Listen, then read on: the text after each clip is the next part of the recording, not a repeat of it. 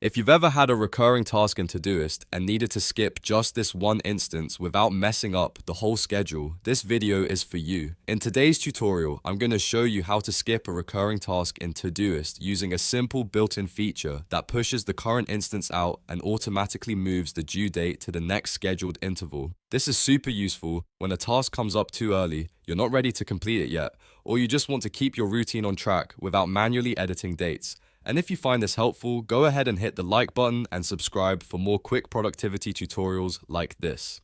Alright, let's jump in. First, open Todoist and find a recurring task you want to skip. This could be a daily task, a weekly reminder, or any repeating item in your list. Once you locate it, right-click on the task to open the options menu.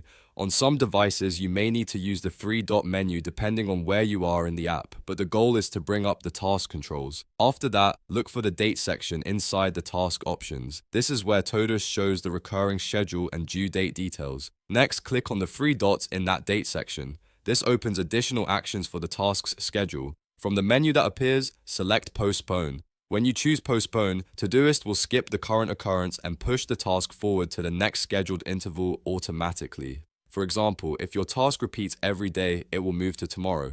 If it repeats weekly, it will move to the next week. The best part is that you don't have to delete anything or recreate the recurring rule. Todoist handles the shift for you, so your task stays on track and your recurring schedule remains intact. This is the fastest way to skip one instance while keeping the rest of the future repeats exactly as they are.